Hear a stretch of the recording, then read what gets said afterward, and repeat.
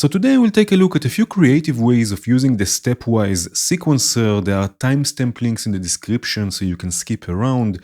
And as always, I added also the ideas from this video to the PDF of tips and tricks I keep on updating. It's available on my Patreon together with the project files from this video and for many other videos. So this is something you probably tried already, using Stepwise to play voices polyphonically, since Stepwise will basically output notes, but we can take this also a few steps further. So here I have the note C. I can go now with D sharp, and then let's say G, and then let's say A sharp, and then I can enter steps to play these notes. I have here the polymer set to polyphony of 16 notes, or 16 voices. Right, so for example, I have here just a 16-step sequence for the note C. Already what I will do in the note effects here, I have the note transpose. I can take this 2 octaves up. Right, and now here for the D, maybe I can have a shorter sequence, let's say 10 steps, and then here let's say 7 steps, and here maybe 15. Right, I can also add accents by holding Alt. Right, so for example, something like this.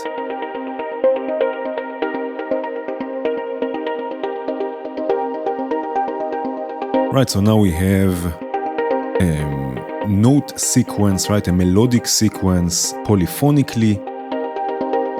But now let's say that I want to process each of these sequences separately, and there are a few ways of doing this. I will show you how I prefer to do this. And for this we will need the Note FX layer device. I will add this after Stepwise. Right, and in this case, since we have 4 rows or 4 sequences, I will add also 4 just empty layers here, 1, 2, 3, and 4. Right, now I will name them, and I will go from the bottom up here just to be the same as the sequences. So this will be C, right, and then here we will have D sharp, and then here we will have G, and here we will have A sharp. And now for each of these layers we will set a dedicated MIDI channel, and then we can process things individually. So on Stepwise we have to activate use MIDI channels. Now C1 will be channel 1, D sharp will be channel 2, and so on and so forth. And this we can set also on the different layers, right? So C will be channel 1, D sharp will be channel 2, just so they correspond to the sequences on Stepwise. Right, so we have 4 different MIDI channels. Of course, you can also set things up just once and save this as a preset. But now we can process each sequence, each note individually. So if I hit play, right, you can see each layer gets its own sequence. So if, for example, I solo the C sequence, you can see it's coming out of the C layer here. Right, and now I can process it individually. So for example, I can add in this layer, I can add the randomized device, I can add velocity variation, panning, even pitch variation. For this I will use the key filter just so it stays in the same scale. Right, and again, this will just happen here on the C layer. It will not affect the other notes or the other sequences. Right, so for example, for the D sharp, we can do something else. If I solo this, right, in this case, for example, we can use the ricochet device. Now the triggers here, or the gates, are pretty short, and for ricochet we need something a bit longer, so I can add the note length before it, right, and make this a bit longer. Right, and then we can use the ricochet device. Again, just to have something a bit different from the other notes.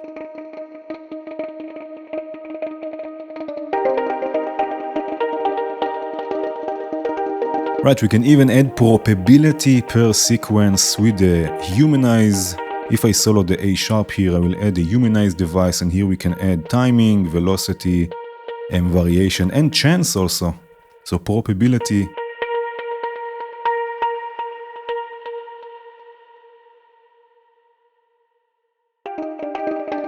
Right, so now we have already 3 notes that are individually processed, and for the G, for example, we can even use the note grid right, and then process things there. So for example, what we can do, we can use the octaver,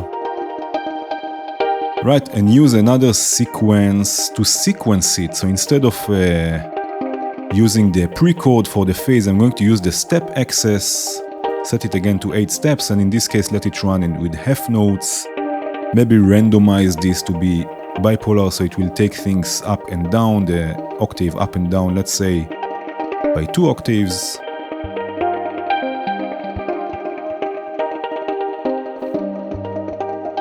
Right, so again, now we have each of the sequences processed separately, and all of them are sequencing polyphonically the polymer. Right, so we can really experiment with all sorts of different note effects. Now, if you are using Stepwise, let me solo this for a second, Stepwise with a drum machine, right, just like I have it here. Here you don't need to split anything because you can just add effects before the voices themselves on each of the slots here, right? So here, for example, I have the randomize on the hi-hat, or on the rim shot I have here the note repeats, right? So we get something a bit more granular. Right, so if you're using the drum machine, you don't need to use the note effects layer. And you can even sequence things monophonically. So here I have a bass voice here, and again with Stepwise. And in this case, the polysynth that I'm using is set to mono, as you can see, but I still have 3 notes set up, each with its own length. Right, so the polysynth will just play the corresponding note depending on the which one is playing first here. Right, so you get also a nice monophonic sequence.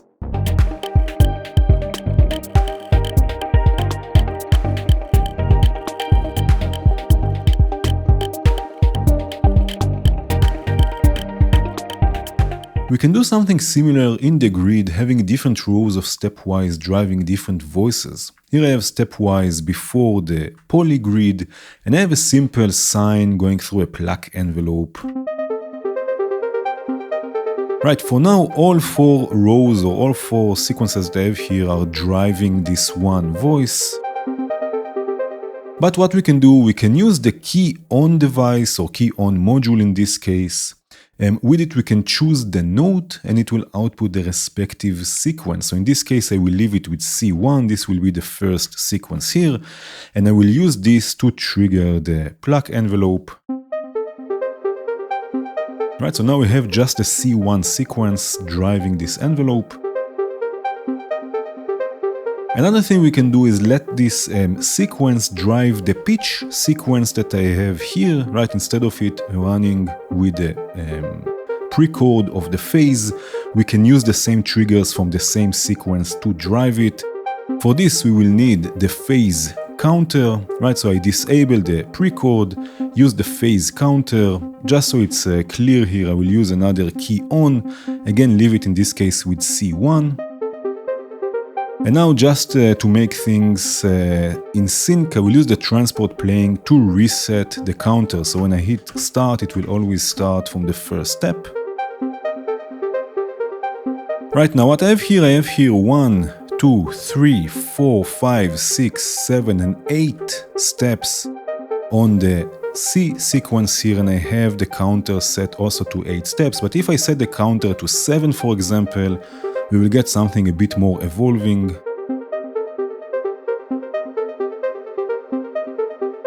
Right, because we have 8 steps driving a 7-step sequence. Now we can use another sequence to add some variation, in this case accents. I have here an AD envelope. It's running with a different sequence here with this one, the D1 sequence. So I can use this to add accents via the fold.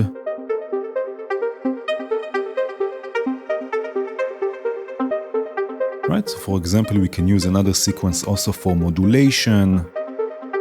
I have here the same setup more or less, in this case with a different sequence, in this case the C1 sequence, C sharp one, sorry, Right, and again, driving also a pitch sequence. Let me unmute this.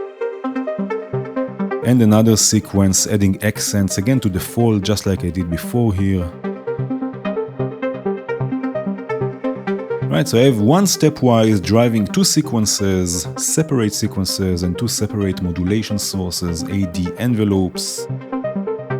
I have here also a bass with the same idea. In this case, I'm using two sequences, C1, opalach, C1 and D sharp 1. I'm combining them with O logic, so this will trigger the voice itself, and I have F1 triggering again sorts of accents.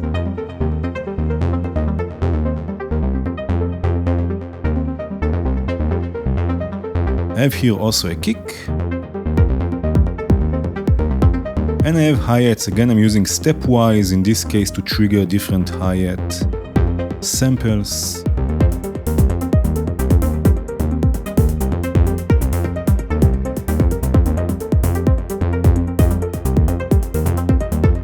Another way of adding control and creating complex layers is by using the instrument layer device. I have here once the polysynth and then two polymer devices. And again, I'm using stepwise, in this case with three different sequences. Now, if I play this as it is now, all three instruments will play at the same time. Right, this is not what I want, but also here we can use MIDI, we can split the sequences. So here on stepwise, again, I will activate use MIDI channels, and then here each instrument can have its own MIDI channel. So I will start again from the lowest here. Polysynth will have channel 1, and then one polymer channel 2, and another one channel 3. So we have here channel 1, channel 2, and channel 3, each for with its own sequence, right? If I solo, for example, the polysynth, right, you can see we have this sequence, right, or the one of the polymers,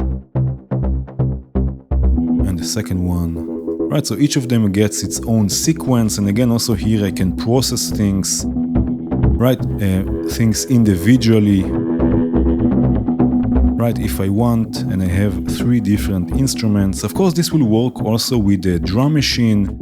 So if I solo this here for a second, right, on the drum machine, you can also load instruments like synthesizers. So again, here I have polymer, and polysynth. This is not just for drums.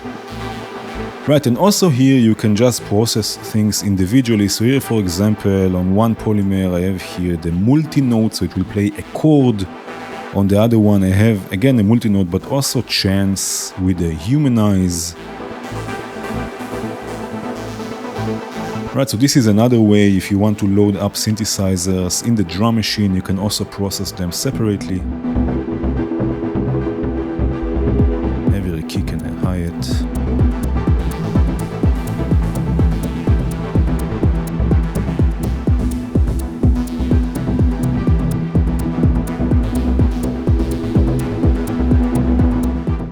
Another way of adding variation is by using the Note FX Selector and have multiple versions of stepwise. So here I have a simple loop, just driving a few drum sounds. Right, but again I want to add some variation to this, so I will use the Note FX Selector.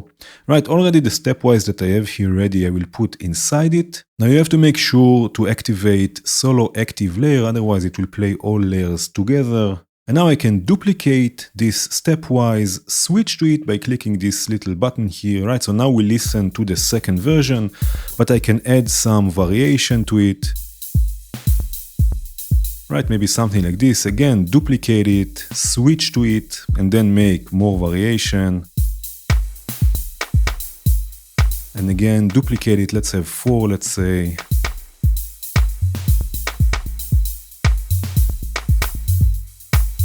Right, so we have 4 versions of this stepwise, and now we have a few ways of switching between them. For example, in this case, I'm going to select the mode to random other, so every time it gets a note, it receives a note, it will choose a different version of the stepwise. And I have here a clip ready, right? If we look at the keyboard here, I have C4 selected because C4 will not activate any pad on the drum machine, right? So every time it plays this note, it will choose a different version of stepwise. Let's have a listen to this.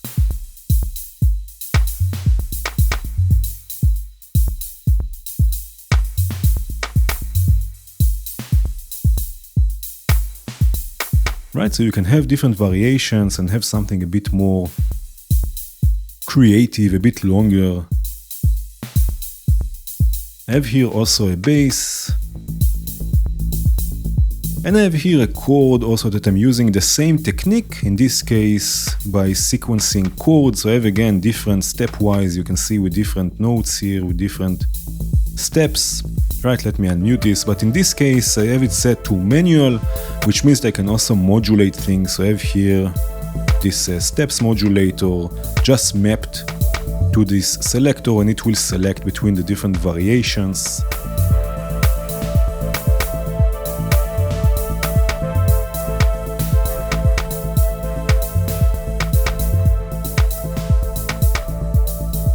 There are a few more things that I want to show you. So first of all, Stepwise can be really interesting for variation in percussive voices.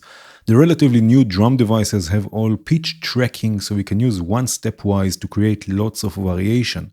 For example, I have here the V9 hat device, right? If I hit play, I can have, for example, one sequence here.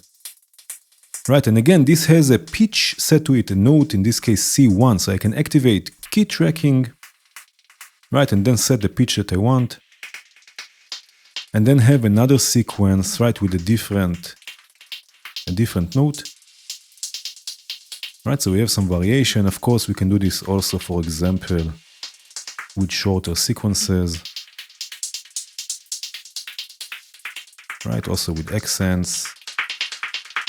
And maybe another one. Right, so you see from one device we get lots of variation. Now, of course, we can also record this and then have something a bit more repetitive. So I'm going to add another instrument track. I will set it to receive the notes from this track from the V9 hat from Stepwise. Right, arm it for recording, and then I can just record something. Right, and then I can just move this clip to the V9 hat track, remove this instrument track, and then I have here a clip that I can use instead of the stepwise. Right, I can just turn it off, and then here I can set up, for now it's 1 bar, let's see how it is in half a bar.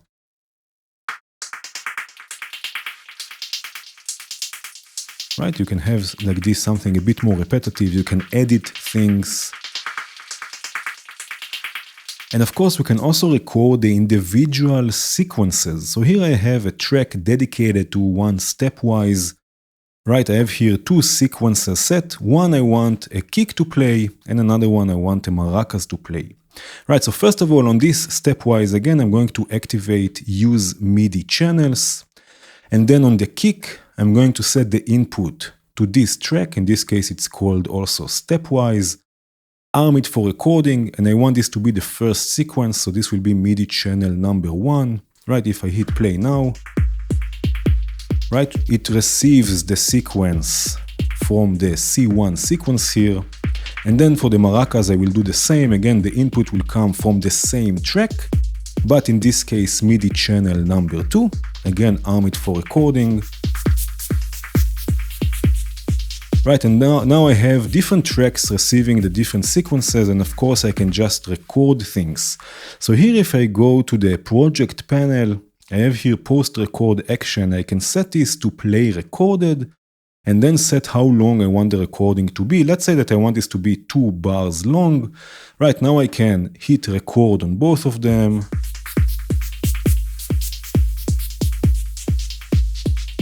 Right, and it will record 2 bars, and then it will stop recording. Now I can turn off this stepwise. Right, and I have the recording here on the channels themselves. One for the kick, one for the maracas. Again, you can edit things, you can chain things, you can record all sorts of random sequences from stepwise and then edit them later on. Another thing I want to show you is how you can use a clip to launch basically stepwise on and off. Here I have a bass voice. If I solo this for a second, right, and I turn on stepwise, right? And I hit stop and I hit play, it will directly play. I have no way to launch it. But what we can do, and you can see I did it already here, we see this little point, and we can add automation lanes to different clips, and then you can have one clip turn it on and another clip to turn it off. I'm sure there are other ways of doing this, but this works quite nicely. So I'm going to add 2 clips. Let's say one I will call on, just so I know which one is which, and another one I will call off, maybe make this even gray. You see I did it already with another channel here. Right, and now again, if I click this a couple of times and I go to the automation lane, for example, of the on clip, right, the automation is here. You see it's already set to stepwise on and off because I clicked it a few times. So this one will be on, and then the second clip will be off. Right, so now here it will trigger the stepwise to be off if I answer this right. It's not playing, but now I can launch it with a clip. Right, and now it will play. I did the same here also for a chord. You can see now I didn't write it, but it's gray, so I know it's off, right? Stepwise is off here. Now I can turn it on and launch it. Right, so this is another thing that can come in handy. But that was it for today. I hope you will go and explore some of these ideas. Let us know in the comments if you have more ideas to explore with Stepwise. Thank you for watching. Cheers.